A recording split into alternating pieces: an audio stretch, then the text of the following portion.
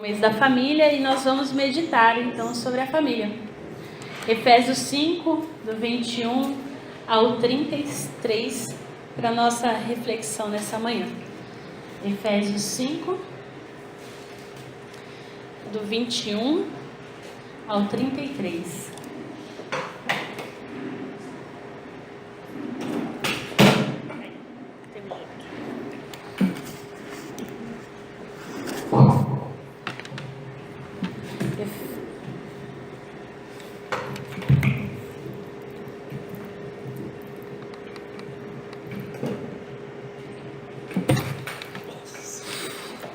Efésios 5, então, do 21 ao 33, diz assim: sujeitando-vos uns aos outros no temor do Senhor.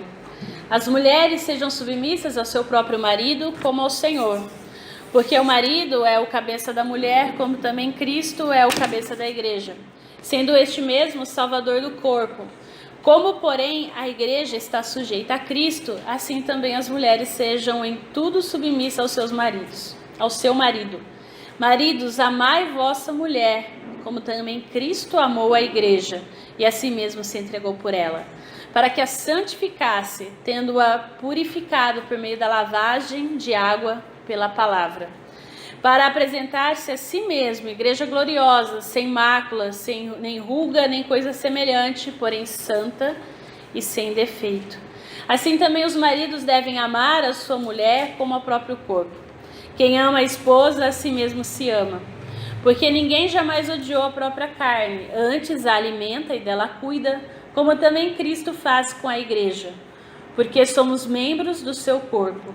Eis porque deixará o homem o seu pai e a sua mãe, e se unirá à sua mulher, e se tornarão os dois uma só carne. Grande é esse mistério, mas eu me refiro a Cristo e à igreja.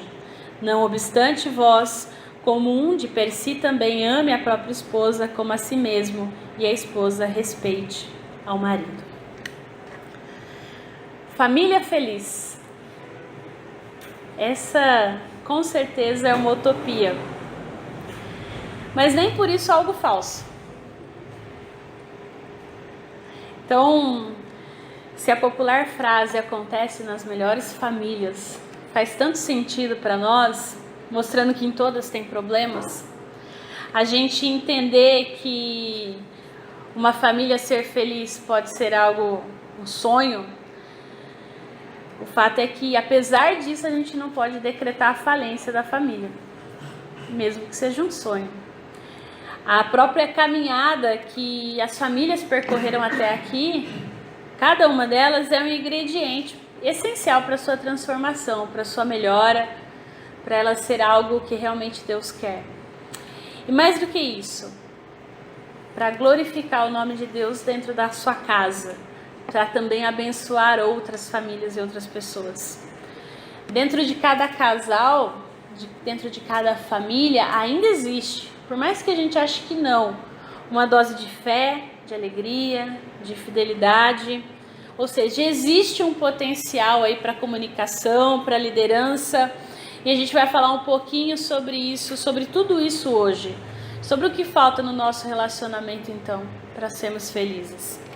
O conceito de família tradicional, como a gente entende, aquela família nuclear, pai, mãe, 2 filhos, o cachorro, a tartaruga e o papagaio, tão tradicional, hoje nos nossos dias estão aí com os dias contados, na verdade, né? Mas a família, o conceito de família não. Isso é importante a gente refletir. Os princípios que sustentam a sociedade estão ligados à família. Seja essa família como ela for, como ela estiver. Às vezes nós nos questionamos porque chegam a nós famílias em frangalhos. Nós olhamos para a sociedade e vemos modelos hoje de família que às vezes a gente fala, oi?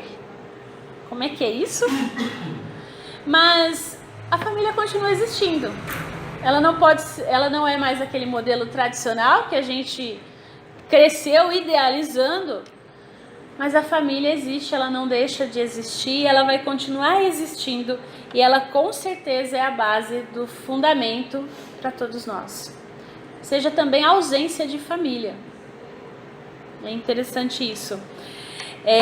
O fato é que quando nós olhamos para a família em si, seja ela qual configuração ela tiver hoje, sem ser aquele modelo tradicional, nós entendemos que famílias fortes têm algumas características. Famílias fortes, elas possuem um comprometimento mútuo com a família. Todos os membros estão comprometidos com ela. Toda família forte, ela tem investimento de tempo. Eu invisto tempo na família. Outra coisa de uma família forte é uma boa comunicação. As pessoas conversam. Depois, também uma atitude de gratidão mútua. Apesar dela ser do jeito que é, eu sou grato pela minha família. A gente vê também as famílias fortes um compromisso espiritual. A família ora, ela se preocupa como o ente daquela família está ou não no seu contato com Deus, desenvolvendo a sua espiritualidade, encontrando com o sagrado. E depois a gente vê a capacidade, uma família é forte quando ela tem capacidade de resolver os problemas em meio a uma crise, porque as crises vêm.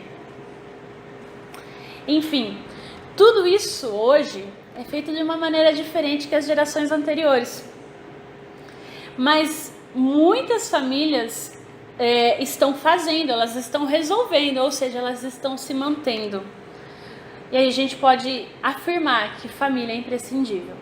Ela pode resolver as coisas, fazer as coisas de formas diferentes que as outras gerações fizeram, mas elas estão aí. Queira a sociedade ou não, a família está aí. Então, por mais que a gente esteja numa sociedade aí chamada de pós-moderna, a sociedade do descartável, que tem aí as suas produções independentes, que não tem mais essa percepção de família como núcleo de formação do indivíduo, que nós dentro da igreja muitas vezes crescemos, aprendendo, a gente vê que a família está aí. Ela acontece, por mais que o mundo queira dizer que não. Então, diante das mudanças que acontecem na nossa sociedade, como a gente entender então as relações, e aí a gente vai trazer isso para um núcleo menor, que é do homem e da mulher, que é aquele que vão começar a família propriamente dito. Então, diante de tantas mudanças, muitas pessoas tentam suprimir alguns textos bíblicos, se não contradizer o que a Bíblia diz. A vida supera, muitas vezes tenta negar e às vezes anular o que a Bíblia diz. No entanto, por mais dificuldades que nós tenhamos, por mais que a gente tenta brigar contra uma mentalidade hierárquica, autoritária e também patriarcal que se tornou obsoleta, nós precisamos olhar a palavra e entender o que ela nos diz. Então, a atitude simplista então, de omitir alguns textos constitui uma fuga. Por isso que nós entendemos que isso não ajuda a comunidade, por isso nós estamos encarando, por exemplo, hoje um texto complicado, mas não é difícil. E a gente vai entender como ele é importante para a formação da família. Para realmente a gente não entrar em crise com a Bíblia, achando que ela vai contra. Muito pelo contrário, a Bíblia é atual, mais atual do que o jornal que vai sair amanhã. E a gente se esquece disso.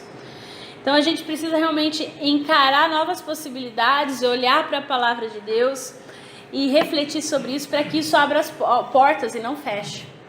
Então as nossas reflexões ao longo desse mês de maio vão ser sobre família, para a gente buscar entender como a nossa família pode ser feliz a partir do contexto bíblico e o que a Bíblia apresenta para nós. E a gente vai começar abordando então a relação aí homem e mulher. A Gisele, eu ainda não casei. Sorte sua. Enquanto isso não acontece, mas você fala assim, não, mas eu não vou casar. Não, aliás, eu já tô noivo, eu vou casar.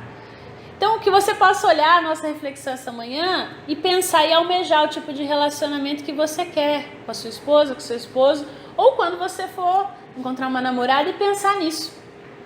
Agora, se você já é casado, que a gente possa refletir a partir desse texto aquilo que está acontecendo na nossa casa, nos nossos relacionamentos, nas famílias, que muitas vezes a gente cruza por aí e às vezes vem perguntar pra gente, tirar dúvidas, e a gente não sabe o que responder. Então que a gente possa tirar algum proveito da reflexão dessa manhã, seja você casado ou não. Então a gente começa com esse texto aí de Paulo aos Efésios, e esse texto de Efésios, ele traz pra gente um chamado catálogo de normas da vida doméstica.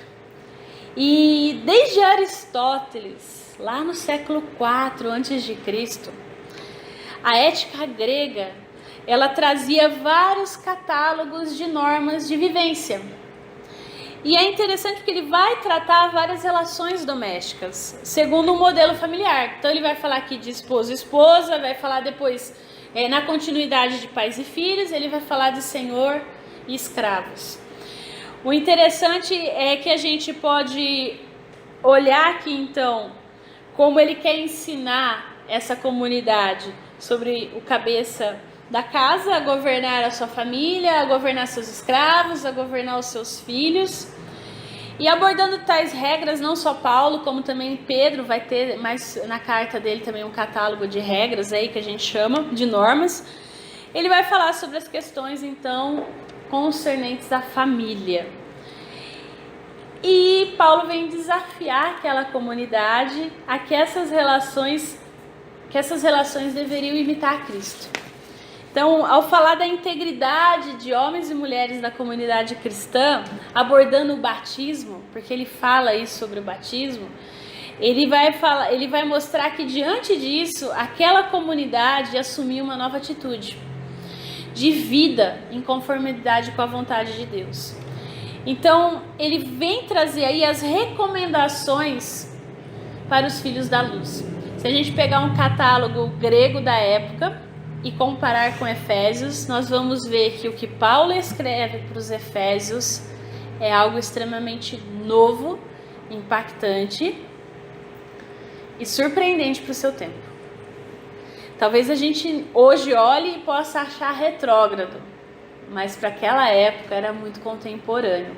E a gente vai ver que continua sendo, se a gente olhar pelas perspectivas e pelo olhar bíblico de Cristo para nós. O texto então ele vai refletir uma sociedade hierárquica e autoritária que existia no seu tempo, mas ele vai apresentar aí algumas tensões nesse sentido, porque Paulo ele está questionando as estruturas de desigualdade do seu tempo. Quando nós olhamos o texto, a gente começa a entender que na verdade o que Paulo está colocando é a igualdade e não a diferença. E talvez para nós fique muito estranho isso, porque a gente tende a olhar esse texto com os olhos autoritários. E ele não é autoritário, ele nos convida à igualdade. O título, e aí eu fiz questão de ler o 21, porque o versículo 21 é um título para todo o resto que vem. Ele começa dizendo: submetei-vos uns aos outros no temor do Senhor. Uma norma, um catálogo daquele tempo jamais diria para o seu senhor se submeter ao seu escravo, ou para que o homem se submetesse à sua esposa. E a gente vai entender que amar também é se submeter. O que Paulo vem colocar aqui é que essa sujeição, essa submissão, não é tanto a obediência como a gente entende hoje o submeter-se. Não é obedecer o outro, manda quem pode, obedece quem tem juízo. Não é isso que Paulo coloca aqui. Ele vem, na verdade, convidar o outro a se submeter, a abrir mão do seu direito próprio, da própria vontade em função do outro. Então, a atitude evangélica de respeito e é revestida de um amor doador, um amor ágape. Lembra que a gente falou? Um amor incondicional, que se doa para o outro, que abre mão dos seus direitos em detrimento do outro. Então, o título Uns aos Outros coloca essa igualdade. Refere-se então às relações, e aí ele vai continuando, primeiro as relações às mulheres, que a gente leu aí, depois aos homens, e aí a gente vai continuar depois dos filhos aos pais, numa próxima mensagem, que é a partir do capítulo 6. Depois ele vai falar também do Senhor, dos seus servos, de todos aqueles que habitavam a casa. Ou seja, Até os servos eram considerados família no Novo Testamento. É interessante isso. Ou seja, ele vem aqui buscar fazer com que aqueles que recebiam essa carta enxergassem numa sociedade cheia de relações desiguais um elemento novo, que subvertia a ordem daquele tempo. Então, é uma tensão aí que permeia e que contradiz a hierarquia social daquele tempo. O verbo que está aí, que no original, no grego, é o hipotossomenoi. Ó, o grego agora, hein? É grego. Hipotossonemoi, que é o submeter-se, subordinar-se.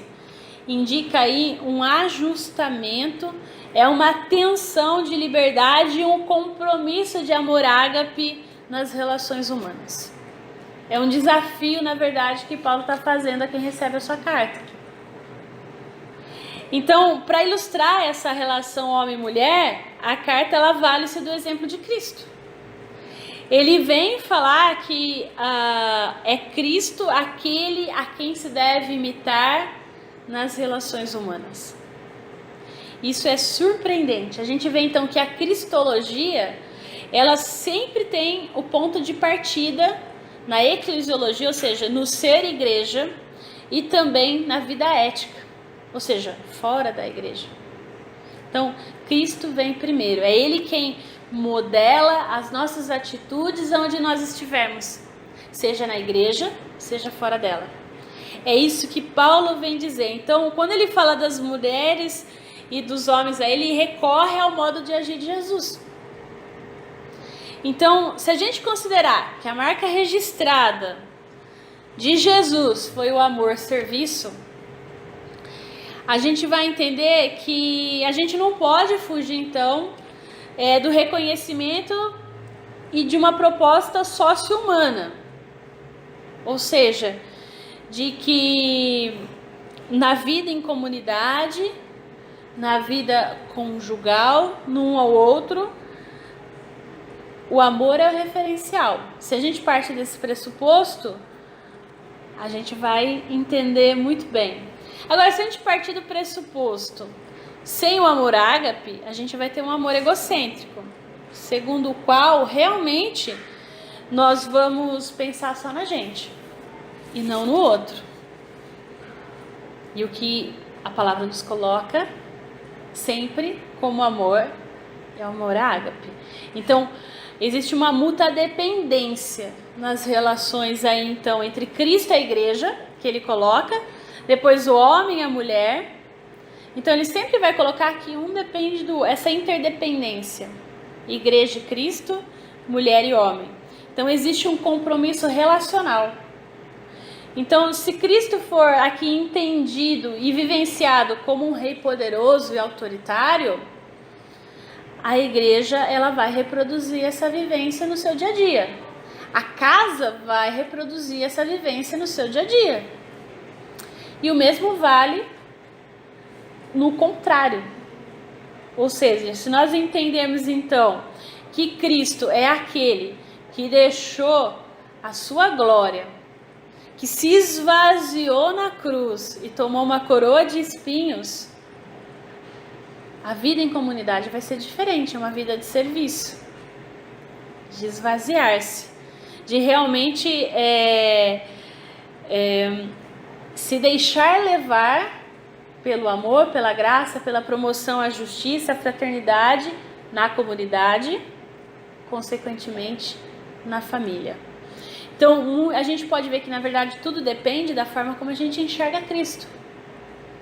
E quando nós entendemos que Ele é os dois, que Ele se esvaziou, que Ele se deu na cruz, que Ele tomou a coroa de espinhos, que Ele morreu e Ele ressuscitou e tomou na ressurreição, Ele agora é glorificado, Ele reina, Ele governa, a gente começa a entender que existe uma relação muito equilibrada de Deus com a igreja.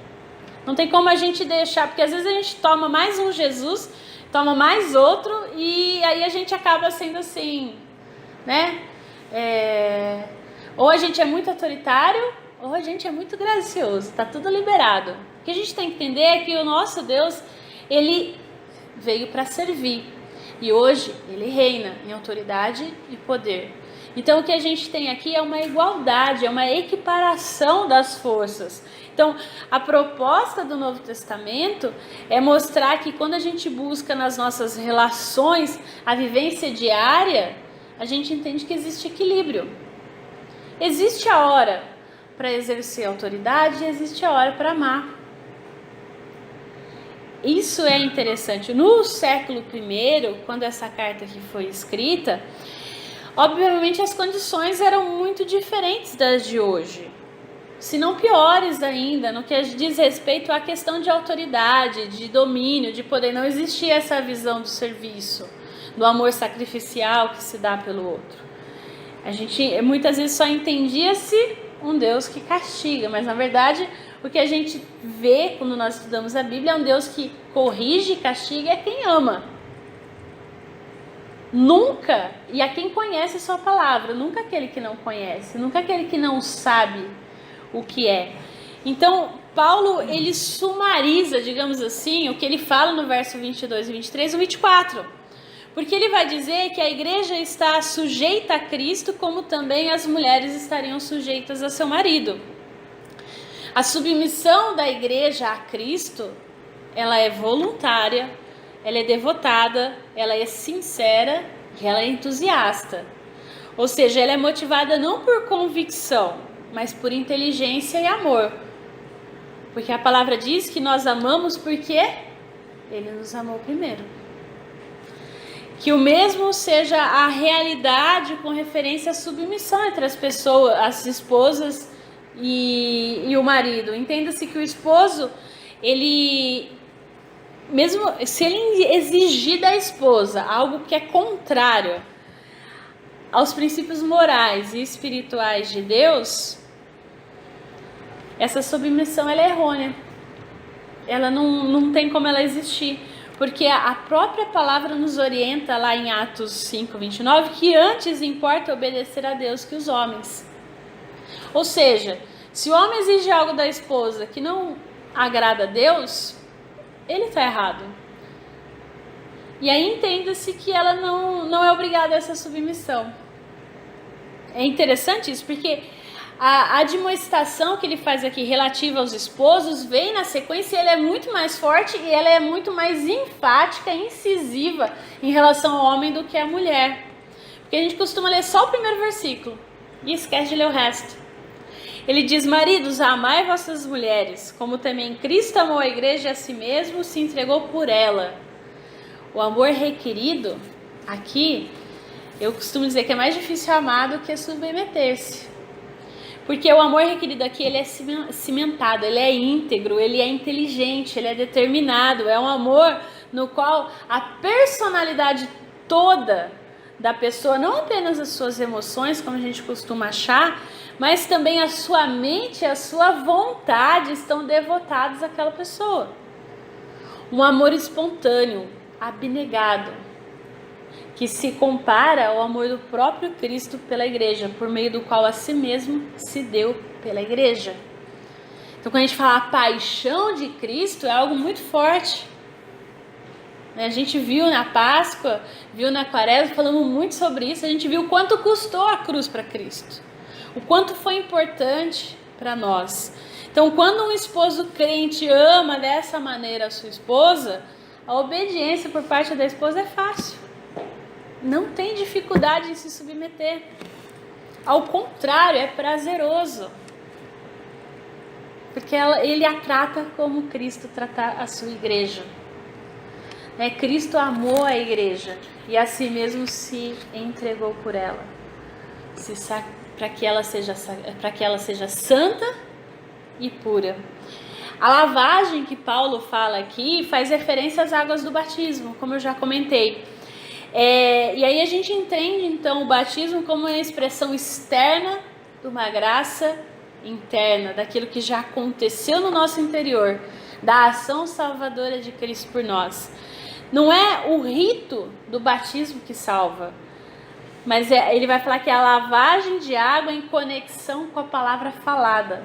Oi? Como é que é isso? Não entendi. Paulo, ele fala sobre isso, se você olhar mais para frente, no capítulo 6, no verso 17, quando ele diz para os Efésios sobre a espada do Espírito que os crentes devem empunhar, e essa palavra é a fórmula do batismo. Eu vos batizo em nome do Pai, do Filho e do Espírito Santo. Ou seja, é o evangelho do Deus triuno que nos salvou. Quando o batismo ele é entendido, ele é aplicado a partir da operação do Espírito Santo, da conversão que nós temos no encontro com Cristo, fica claro o propósito da morte e ressurreição de Cristo para nós. Nós entendemos que ele realmente consumou-se na cruz para santificar e purificar o seu povo, cada um de nós. O batismo passa a ser não apenas um símbolo, mas um selo, uma ilustração, uma segurança externa daquilo que já aconteceu dentro de nós. Então, o que são os sacramentos, senão os meios de graça? Nós, como presbiterianos, entendemos que todo sacramento é meio de graça, ou seja, é selo, é graça expressa, visualmente falando, daquilo que acontece em nós. Então, a igreja que ela está comprometida com Cristo, porque Cristo pagou o seu dote. Na época aqui que Paulo escreve, existia um costume que vigou até alguns tempos atrás, né? Onde o noivo pagava um dote pela noiva. Então eles iam casar, ele tinha que ir lá pagar para a família um valor X, combinado entre o pai da noiva e ele, para ele poder casar com a noiva. E depois era feita uma grande festa, que durava até 7 dias de casamento, onde todos se alegravam. Então, Cristo, ele pagou o dote pela sua igreja. Ele nos comprou com seu sangue derramado na cruz. A igreja é a noiva de Cristo, porque ele pagou o seu dote. É muito interessante isso, porque a salvação nunca termina ou começa no homem, mas sempre em Deus. É ele quem olha a noiva, se interessa por ela, vai lá, chega na noiva, compra a noiva. Hoje você pode chegar na noiva, antigamente não tinha essa não, você chegava primeiro no pai da noiva.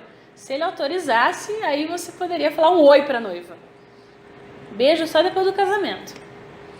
Então, vivemos tempos diferentes, mas existe primeiro um interesse, uma conversa, né? E existe um preço a se pagar. Então, os esposos, eles devem amar as suas esposas pelo que elas são. É interessante isso, porque ele olhava a noiva, ele não sabia como ela era, qual era o gênio dela. Não. Era aquilo que ele tinha visto. E ele amava, e aí ele ia lá e conversava, negociava com a família. Então a gente entende também que é interessante isso, porque o marido amar a esposa como ela é também entender e amar aquilo que ela pode se tornar. Porque amar é uma grande responsabilidade. Deus nos ama como nós somos hoje, com a esperança e sabendo que nós vamos nos tornar amanhã. Ou seja, ele entende e ele fez tudo o que ele fez para que nós nos tornemos como? Santos, imaculados, sem mancha, sem rugas. Ele ama na esperança do que nós seremos no dia em que ele voltar e nos restaurar totalmente. Esse é o convite, então, de Deus também para a família, para que os esposos amem suas esposas como elas são, na expectativa daquilo que ela vai se tornar, mas entendendo que não é ele que opera a mudança nela, porque tem marido que às vezes quer controlar até a roupa que a esposa veste. É o Espírito Santo que opera no coração de cada um. Então, porque aí a gente começa a entender que não existe um momento sequer que Cristo deixa de cuidar de nós, da sua igreja, do seu corpo. E é por isso que ele fala da questão antes, você não deixa de alimentar o seu corpo. Então você cuida de você, cuide da sua família, cuide da sua esposa. Isso precisa ser levado muito a sério. E cuidar é muito interessante, porque não é gerenciar. Cuidar é liderar. Você sabe a diferença entre um e outro?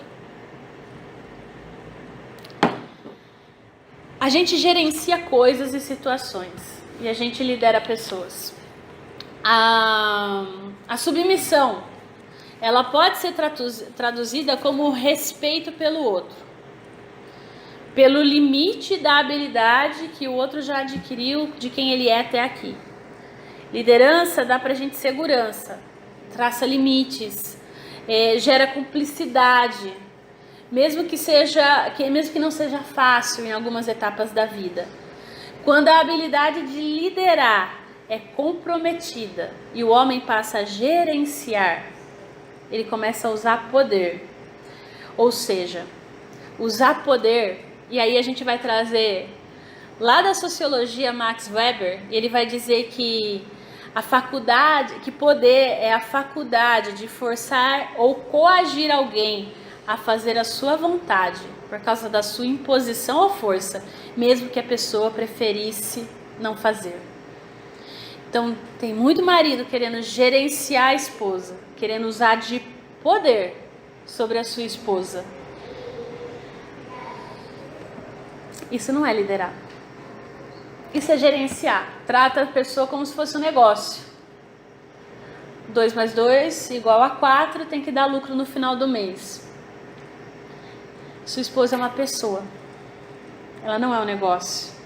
Então, amar é liderar e não gerenciar. E liderar é algo que Cristo nos ensinou como fazer. Sendo exemplo. Então, a fé cristã, ela parte sempre do compromisso relacional, em que as partes aí então comprometidas, envolvidas, elas assumem livremente, e aí vamos inventar a palavra, e agapicamente, ou seja, um amor ágape intrínseco nas relações, ao relacionar-se, ou seja, ao respeitar-se, ao considerar mutuamente o outro mais do que eu. E isso é para os dois lados. Ou seja, quando a gente olha para as nossas famílias, cada vez mais a gente vê que nos nossos relacionamentos faltam o sujeitar-se uns aos outros. E quando nós não nos sujeitamos uns aos outros, e aí vale para os dois lados, a gente começa a entender que falta algumas coisas no nosso relacionamento. Falta arrependimento, falta fé, falta liderança, falta diálogo, falta intimidade, falta fidelidade, falta alegria. É um grande mistério o relacionamento de Cristo com a igreja, Paulo afirma aqui. E a gente pode vislumbrar tal mistério na união terrena entre o esposo e a esposa. Você sabe que é um vislumbre, né? É uma ideia. Às vezes é algo assim que pode ser que seja, mas não é. Mas pode ser que não seja e seja. Então um vislumbre aí, para a gente entender um pouquinho dos nossos relacionamentos matrimoniais, realmente passa pelo sujeitar-se uns aos outros. É o marido dizer e olhar para si mesmo e pensar: eu amo a minha esposa, revelando as características do amor de Cristo pela igreja. É a esposa olhar para si mesma e se perguntar: a minha submissão ao meu esposo é tal qual a submissão de Cristo? Da igreja a Cristo? E a partir disso a gente pode então identificar que a gente precisa se arrepender. Porque nós ofendemos mais do que nós gostaríamos, mais do que nós entendemos que ofendemos muitas vezes. Precisamos ver que e entender que arrepender não é só pedir perdão. Arrepender é mudar de vida, é mudar de atitude. É realmente mudar os processos dentro do relacionamento conjugal. Porque arrepender-se no grego é metanoia, é mudar de direção. Então, é entender que entre a solidão e um bom relacionamento existe um hiato de responsabilidade. E é escolher realmente entre a escravidão e a liberdade. é ser maduro para amar a esposa e é ser madura para se submeter ao esposo. Amar é claramente um comportamento, não é um sentimento. Ah, eu te amo. E faz tudo diferente daquilo que diz. Amar é ação. Amar quem a gente escolheu para estar junto é fazer o que Cristo fez. Ele se encarnou para comunicar o seu amor. O tempo todo na terra, a gente vê que ele verbaliza a sua missão.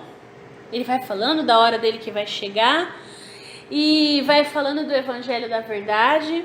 A gente vai ver que a convicção que nós devemos amar quem a gente escolheu para estar junto parte do próprio Deus. Isso é impressionante, porque quando a gente escolhe fazer aliança, quando a gente escolhe estar junto com outros seres humanos, é porque realmente nós encontramos algo de gracioso naquela pessoa, mesmo que foi lá no início, lá no comecinho, né? E o tempo às vezes vai confundindo as coisas, vai aprumando, vai afiando as coisas, mas o fato é que quando a gente escolhe fazer alianças, é fundamental o diálogo. Existe uma conversa para ouvir e respeitar o outro. Isso é amar. Quando eu digo e disse que falta intimidade nos nossos relacionamentos, é entender que ela só pode ser alcançada se a gente aguardar o tempo do outro.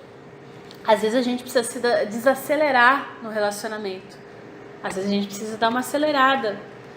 É entender o tempo do outro. Isso é intimidade. Não é só a intimidade sexual, mas também a intimidade na conversa, no olhar. Porque quando existe intimidade, às vezes a pessoa não fala nada, mas só o olhar dela você já... fala, nossa, não gostou do que eu falei, ou não. Né? Quando a gente vai criando vínculos de intimidade, mas isso depende de confiança, de tempo e de oportunidade. Não é do dia para a noite. E por fim eu falei que falta... eu falei que falta fidelidade. Fidelidade é um desafio para muitos casais. Porque todos nós temos o coração contaminado pelo pecado. Todos, não há um justo sequer. Envolver-se em 2 relacionamentos e achar que um ato sexual, por mais eventual ou simples que possa parecer ou possa passar em branco, é estupidez. Mas fidelidade não é só isso. Fidelidade é um compromisso. É uma ação pelo outro e não para o próprio umbigo. Às vezes a gente é mais fiel ao nosso celular e à TV do que ao nosso cônjuge. Nós estamos ali em corpo, mas a nossa mente, o nosso espírito está ligado no que está acontecendo lá no grupo do WhatsApp do emprego, no grupo do WhatsApp daquela série que a gente assiste, está todo mundo lá comentando. Fidelidade não diz respeito só à parte física do relacionamento. Por fim, falta brincar. Falta brincar mais. Se a gente ver a Bíblia, a gente vai ver, tem um trecho lá no Gênesis que Isaac e Rebeca brincavam entre eles. Às vezes a gente é muito sisudo. Falta bom humor entre os casais, dentro da família. Os filhos, eles têm o direito de crescer com um pai e uma mãe que se amam e expressam a alegria de estar junto. E se está faltando alegria, talvez a gente precise refletir e pedir para Deus realmente nos dar essa alegria. E Ele nos ajuda. Enfim, para a gente concluir, por mais que uma sociedade ela não tenha a percepção de família como nós temos, como nós entendemos, nós cristãos nós precisamos buscar uma mudança nessa visão. Não é porque é considerado normal a maioria das pessoas se separarem, não continuarem juntas, que a gente deve aceitar isso como comum. Porque não é comum, né? Por mais que a gente acredite na utopia da família, por mais comum que possa parecer, a gente não pode aceitar isso como normal. A gente não pode, não no nosso meio. Precisa causar dor. A gente precisa ver que por mais que o mundo ache normal, não é normal. A verdade é que quando a gente pensamos no casamento em si, no casamento não falta nada. Deus idealizou ele perfeito. A falta existe em nós, em cada um de nós. A gente fica paralisado muitas vezes em velhos paradigmas. Nós não participamos, nós não arriscamos, nós não nos entregamos, nós não nos arrependemos. Nós muitas vezes não queremos perder a oportunidade da vingança. Nós somos pirracentos, nós somos agressivos, nós não perdoamos e nós nutrimos autocomiseração. Será que é isso que Cristo quer de nós? Porque não é o que Ele quer da sua igreja. Tudo isso nos faz a gente muitas vezes ficar plantado no deserto. 40 anos, como ficou o povo lá em Êxodo. E os nossos filhos e a nossa família muitas vezes não conseguem entender e chegam a duvidar que existe um lugar onde mana leite e mel. E que olha, o relacionamento do meu pai e da minha mãe é tão complicado que eu duvido que o casamento é um negócio que vai dar certo.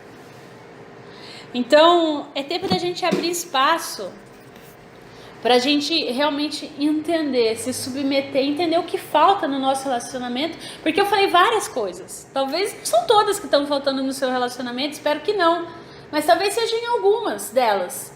O que está faltando? Que realmente a gente possa se arrepender, que a gente possa mudar de direção, que a gente possa tomar uma nova atitude como família, aquela que conhece a Cristo, que a gente possa se arrepender de muitas vezes não crer mais na família. Que a gente possa se arrepender por a gente não ser líder na nossa família.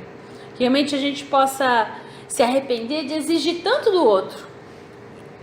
Sonhando apenas como a pessoa deveria ser. E não amando ela como ela é. Que a gente possa se arrepender dos diálogos fora de medida. Que a gente possa se arrepender das conversas envenenadas. Ou daquelas de só aparência, que não refletem confiança, que a gente possa se arrepender de não conhecer o outro, que a gente possa se arrepender de não ser fiel ao outro, que a gente possa se arrepender realmente de não se entregar ao outro, de não ser realmente se submeter um ao outro, que a gente possa se arrepender de não ter paciência um com o outro, que a gente possa se arrepender de não ter alegria na nossa casa, de nós não sermos canal de alegria, que nós possamos se arrepender de deixar a agressividade tomar conta, que a gente possa se arrepender de ter deixado Satanás roubar a nossa alegria dentro das nossas casas.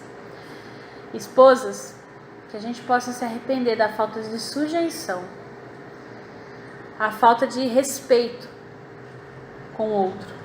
Respeito, é importante a gente dizer que não é medo, não é pavor, não é espanto. Ao contrário, a palavra nos coloca em 1 João 4,18 que no amor não existe medo, mas o perfeito amor lança fora todo medo.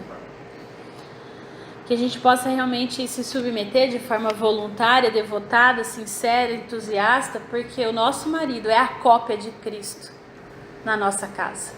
Maridos, arrependam-se quando vocês não são a cópia de Cristo dentro do seu lar, porque vai ficar muito difícil se submeter àquele que não ama a sua esposa como Cristo ama a igreja. Que realmente haja um arrependimento mútuo, que os princípios morais e espirituais de cada marido possam ser os mesmos de Cristo. Que vocês também se arrependam pela falta de amor sacrificial pelas suas esposas. Que haja um arrependimento mútuo e que a nossa família possa ser um lugar melhor. Isso é o que a palavra nos propõe. Nossa família pode ser feliz se nós nos sujeitarmos uns aos outros, como a igreja e Cristo nos coloca. Que Ele nos ajude nisso em nome de Jesus.